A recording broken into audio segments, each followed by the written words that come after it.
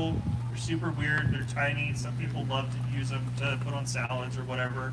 The thin skin variety, some people just cut them up and eat them like that because you can kind of treat them like cucumbers, but they'll absolutely ripen up. My kids love them. They think they're hilarious and fun to play with. They do little projects, cooking in the kitchen with them because they're just a fun little thing. And Fuerte is notorious. Fuerte probably like half of the piece count is cues in some years, but they still make lots of big delicious fruit also. But yeah, that's what's up. It's something that did not pollinate successfully.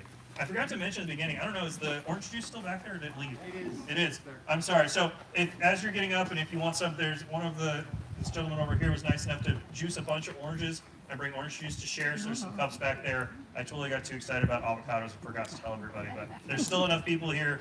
You guys enjoy some orange juice on your way out. Back to question. How many feet apart would you put the pollinators for holiday and for jam?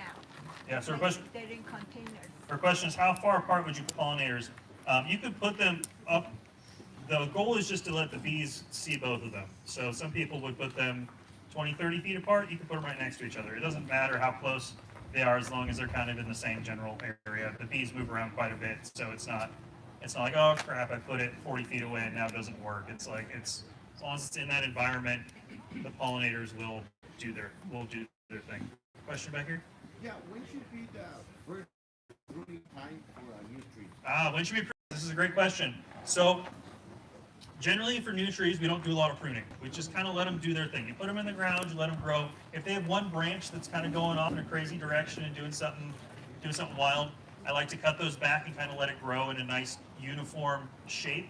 Generally, we're not really doing any pruning up until maybe year 5, year 4 or 5. Yeah, just let it really get established before you go in there and start doing anything. Avocados, if they have branches on the inside that get shaded out, that branch will die on its own, and you can just literally knock it off with your hand. It just falls right off. So they kind of self-prune on the interior, but then we'll come in maybe at that point and we'll start our pruning program. If you want to come in and try and select some branches and do some stuff early, you're more than welcome to. It's your tree. Once again, you can put as much effort into it as you want. But that's usually what we're thinking. It's like year 4 or 5. Sometimes some people don't touch until 7, depending on how big they want it to get. You can really just let them run wild if you wanted to. Yeah, until they get too big. Yeah. These trees are, the new branches are kind of going out or up. Mm-hmm. But mine all root down. Is that just the type that it is? Or is there a way to, and then so I started staking and stringing them Yeah. up, but Sure. Yeah, so her question is that these ones are kind of more upright, and her tree is more, we think, and it just, one, it's varietal. It depends on the variety. 2, it's going to also depend on where it's growing. These trees came out of this environment, right? And they're on the wind lines here in the orchard, in the growing beds, right? They have competition, so they're growing up because they want to go find the sunlight. If your tree's out on its own, they generally have a weeping pattern. Avocados, the way they grow is they grow up like this. They reach for the sun. They set fruit.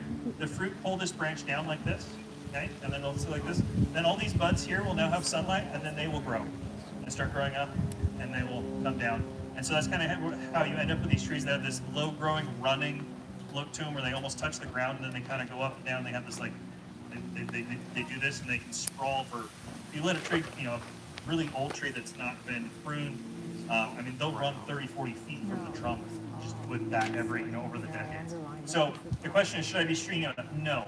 So I think letting avocados grow the way they want to grow is really important. If we support the branches or string up the branches, the trees don't get the strength they need to hold the fruit. Some years, however, there is a caveat. Some years they will set far too much fruit. And in a backyard, it is very sad to watch a big branch break off your tree with 100 avocados on it, right? In those cases, if the branch starts coming down, I do think it's appropriate to brace it with a branch, but we still want to let it come down. Okay? We don't want to try and brace it up like this or try to tie it to the house so it's trying to keep it up. We want to let it come down because it's going to help let that tree grow and have more growth.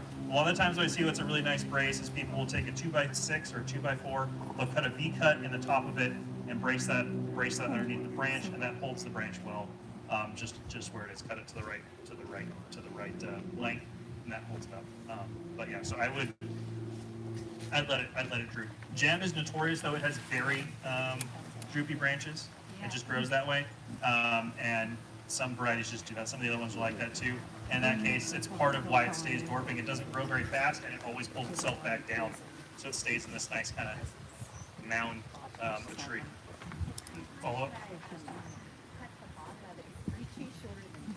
Yeah, her question is how high should I cut up the bottom of it? I don't really touch the bottoms of it. I'd leave it. A lot of that fruit will grow in there, and it'll be just fine. Yeah. Do they have Leave it suckers? alone. Suckers that you have to put them up? Yeah, so do they have suckers is another question. They can sucker, so all the avocados are grafted, like we talked about earlier. So if the rootstock starts growing, if you start getting branches coming out from at the soil surface or under that, you're gonna wanna take those off because the suckers are not gonna produce fruit. Yeah. Yes, ma'am. Since you have a ring, father, he has an avocado ring tree that's over 50 years old. Yeah. Birthday, so my husband is the neighbor that gives the fruit to his fruit to all of the neighbors Yeah. in the mall. So he's like BFF. Yeah. So he bought a reed tree himself, that's still in the pot. Okay, so the tree, my father's tree that's over 50 years old, should we water that since it's kind of established versus his new potted reed tree? Sorry, so I'm not clear on the question. The tree that's over 50 Yeah. something years old that's producing great fruit. Right. Should we still water that? Oh, yeah. Or- Okay. Oh yeah, Like water, how often? fertilize. Oh, fertilize. Oh yeah, still? the whole thing. You'll get even more.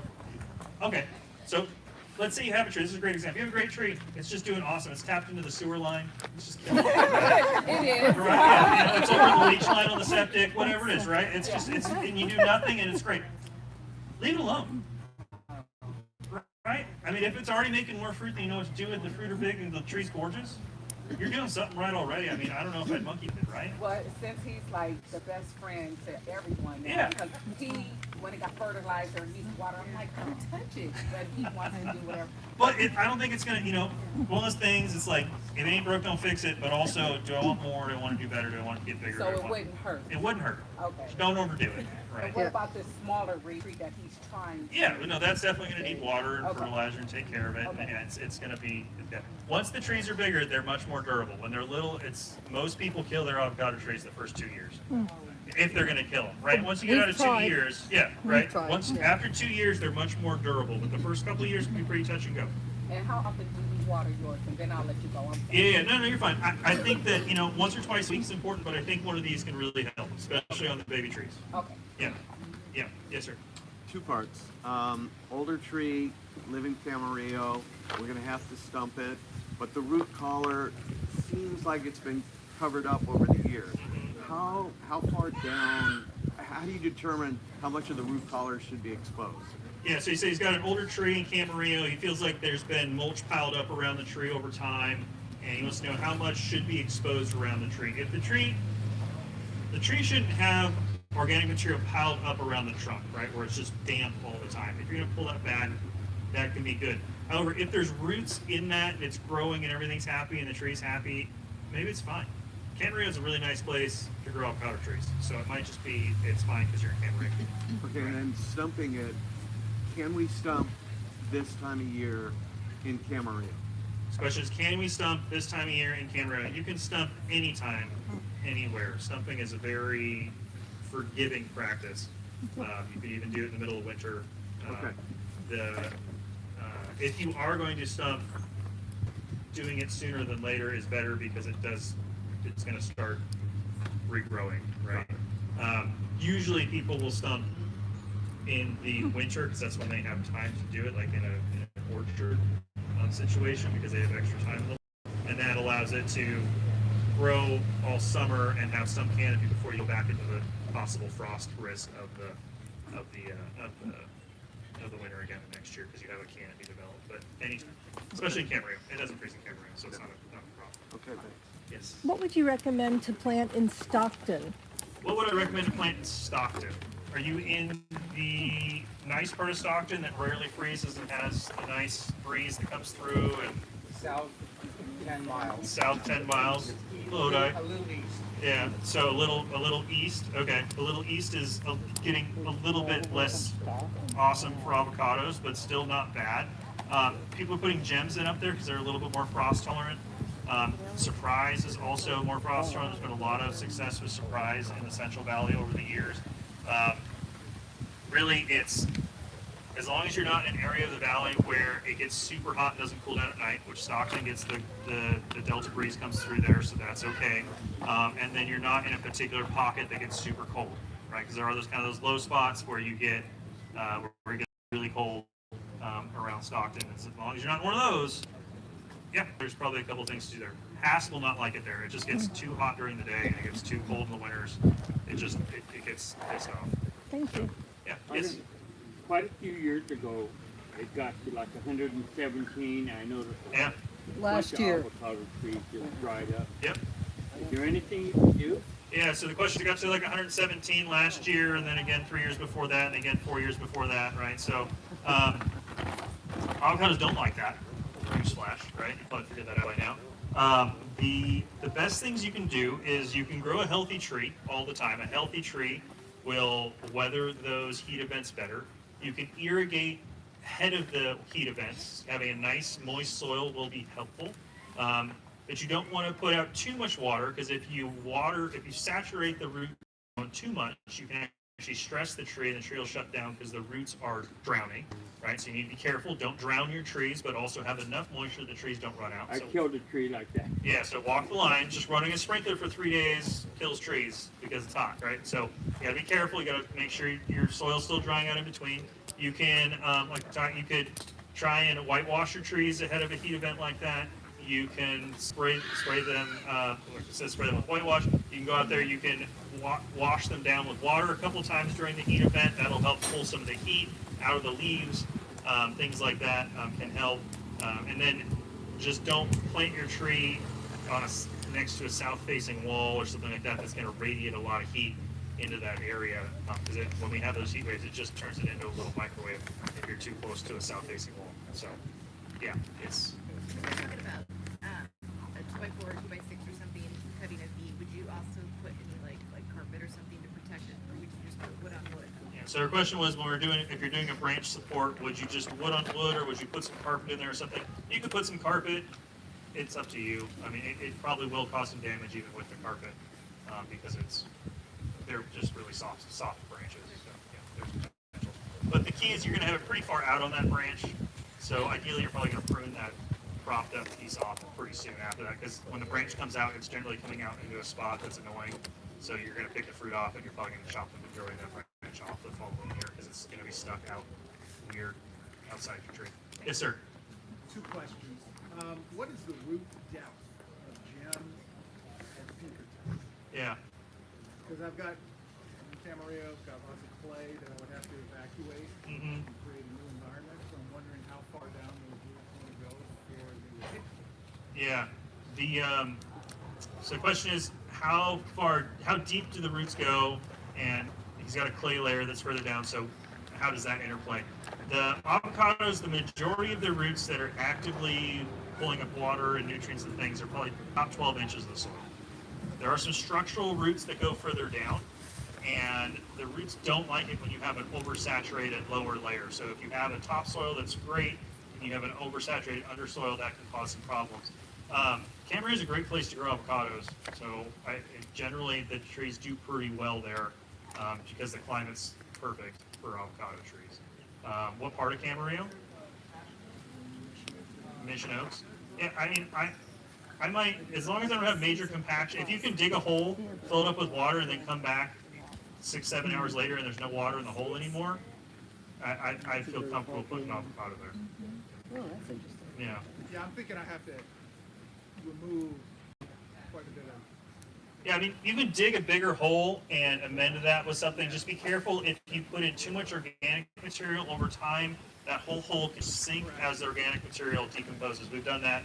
We've made that mistake in places before. So just make sure if you are going to amend it, that you amend it with something that's not going to decompose. Yeah, so that can be helpful. But also planting them up on mounds to try and help keep the trees, the root system up, and having some drainage so it doesn't sit in a puddle. Because the worst thing that you can do is say you dig a big hole, you amend it with a bunch of peat moss and Carver Supreme and bark and gravel and whatever, right? And then 5 years later, that whole thing sinks down 6 inches, and now all the water's just dead tree. So earlier you mentioned about creating a base of sand and rock Yeah. in those situations. Yeah. I mean, is You can. I mean, so I mean, that's you can. The thought process there is that you have at least an area to increase your water percolation zone underneath the tree, right? Because you're going to backfill on top of that with soil, right? But once the water gets to that, it should kind of drip out and leave the system. But in Camarillo, Well, I mean, avocado trees grow. It's in a. Yeah, in a development The soil has been moved around quite a bit. Yeah, yeah, we have to use compost. yeah. Yes, ma'am. Yeah, you. Okay, you talked about stumping the trees. Is it okay to just top the trees? Yeah, so your question is, I talk about stumping it, where we chop it down to just a stump. Can we top the trees? Absolutely. No, they like being topped. Yeah. Just be sure when you top them, that you top them at a height that you are comfortable with them growing 6 feet until you get fruit again. So when you top the tree, it's going to grow at least another 6 feet before you have avocados there. So, like, we usually say top them at like 10 feet because then you can still get the picking pole up there to get the fruit off them. Some people top them at 12, 15 feet, and then the tree's 18 feet, and it's impossible to get. You got to get the ladder out and then picking pole, and then you're out there trying to get some avocados off the top of a tower, right? So it's a bit of a challenge. But absolutely, topping is a great practice in avocado. Yes. Situation, older avocado probably 20 years old, producing fruit, looks semi-healthy for one branch. Mm-hmm. And it's not just using but it can use it as an outer bark. Mm-hmm. Yeah. Yeah. So where do you live? This is 1,000 Thousand Oaks. So so she's got a happy, healthy tree, but she's got one branch that looks like it's oozing and it's ugly and looks like it's dying and things like that. Chop it off. Chop it off. Just right below it, chop it off. If you chop it off and there's still brown stuff on the inside of the chop it off a little further back. If you got to go all the way to the trunk, that's fine. Just don't go into the trunk. Just stop at that point. But yeah, it's likely old sunburn and some other stuff that's got some type of bacterial infection that's causing problems. And just chop it off. It'll grow back. It'll fill in. Yeah, absolutely. Yes, sir. Lambos, Carpentry area up in the hills. In general, we're thinking in July or something like that. Would you start fertilizing in February? How early would you actually start that? And then after you pick, usually July to August sometime, would you do any small fertilization afterwards and you have injection? Is this for your one tree in your backyard, or you have an orchard? A little under 2 acres. Yeah. Okay. So on that point, you'd like to make money on this, right? That's the goal. We have 2 acres, and I want to make some money, right? So that's why we asked that question earlier, right? Because we got a little bit of everything in here, and he does want to buy a new truck off his 2 acres. So which can be done on lambs. So that's exciting, right? So with that being the goal in Carpentry, I imagine you probably made some money on these before because it's a beautiful place to grow avocados. We want to fertilize while the tree is actively growing, right? So we're not fertilizing, and in Carpentry, that's kind of a weird thing. Sometimes we're growing in February, sometimes we're not growing, and so that's the goal. So we don't fertilize ahead of rainstorms, a couple weeks ahead of rain, and when it's cold and foggy and damp and nothing's happening, we're not doing it. But if the tree is blooming, if the tree is sizing fruit, if the tree's building budwood, we should always be having something go out there, and that's just going to push that tree along. Sprouting, in other words, starting to send off the red leaves Yep. that it's growing. You want to give it something more at that time. Yeah, exactly. Yeah, absolutely. So the goal is to I think that's 100%. So yeah, if I had an orchard in Carpentry, and so my wife and I, we have an orchard here right down the road. We have 28 acres of avocados. We're running fertilizer on that pretty much every time we irrigate. And we're irrigating pretty much at least weekly unless it's raining. So that's the goal, right? Is we're gonna keep that soil moist. It might not be a lot of water, but we're putting out some, and we're getting a little bit of nutrition out in there as well. So because the goal is, especially with lamb has a tendency to produce a lot of fruit, and it'll produce a lot of fruit one year and produce no fruit the next year because of what we talked about earlier when we were talking about the large trees, right? And so one of the things we can do though is we do the pruning. Lamb don't usually need a lot of pruning because they tend to break their own branches off because they set too much fruit. But then we call it the auto pruning method. But if we fertilize through that large crop, we hopefully will produce more budwood and we'll have more fruit in the off Right years. through the pick time. Right through the pick time.